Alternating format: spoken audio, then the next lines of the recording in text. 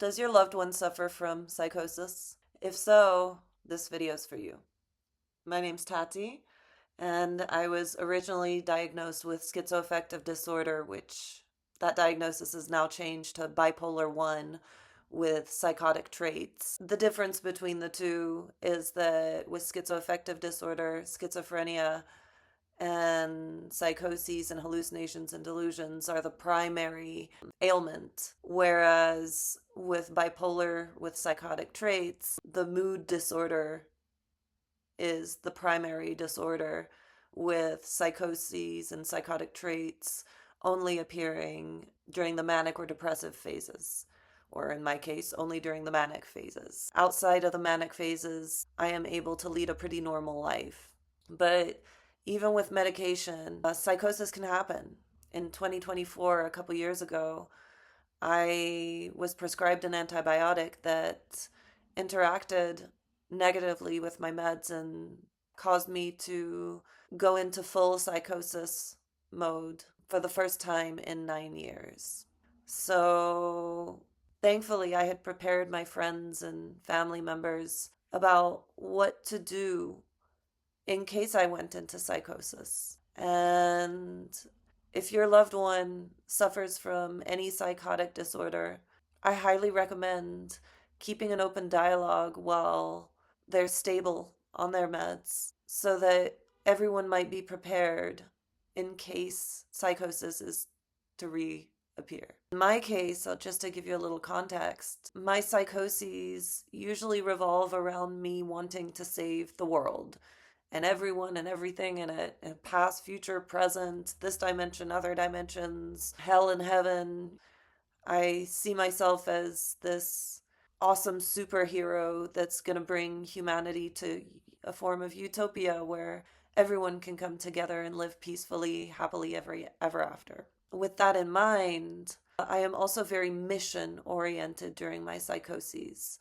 So the way I've expressed to my loved ones that would be the most helpful way to approach me while I'm in psychosis is not to confront me with the reality that I'm out of my mind, but to approach me as you would a child, leading them on a treasure hunt, bringing me on a mission, telling me that there's someone at the psych hospital that needs my help. My next mission is to save everyone at the psych ward. And in order to do so, I need to come in as a patient, as a peer. And that usually works. And negotiating with me, because I go on a lot of side quests when I'm in psychosis. I get easily distracted.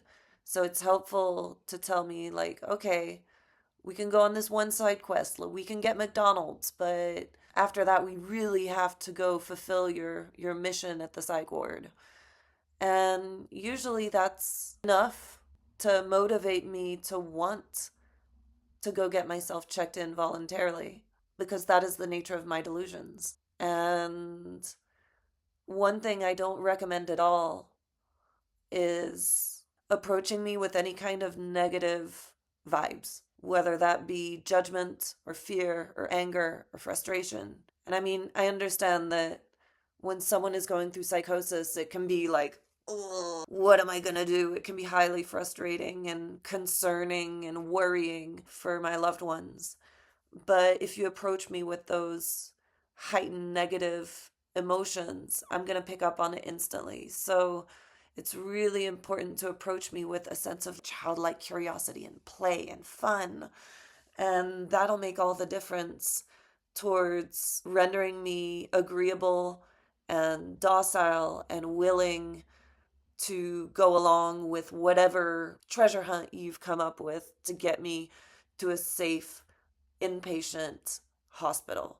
Because if you approach me with worry, concern, frustration, anger, I'm going to see you as a potential enemy, perhaps as a demon that's inhabiting my friend, and I'm going to go on a whole different trajectory, and I won't trust you, and I won't follow you anywhere.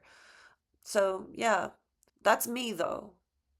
In terms of your loved one, their delusions, their hallucinations might be completely different. So, have these conversations. Ask your loved one, what would be most helpful to you? How can I best help you? And hopefully they'll be open to the conversation if they're stabilized on their meds. Because if they're not, it's going to be very difficult to get through to them. And it also takes a certain acceptance for the label, a certain acceptance that this is a disorder that needs to be treated. But even that conversation, approach it with curiosity and a desire to understand. Because if you approach it with judgment and just, frustration, you're not going to get very far. We're not going to be receptive to that. We're going to feel cornered. So speak from the heart. That's genuinely the best advice I can give anyone whose loved one suffers from one of these disorders. I hope this video helped. I am available for anyone who would like more individualized advice. Don't hesitate to contact me. I'm always open for discussion. Don't hesitate to leave comments. And I'll see you soon for the next video. Love to all.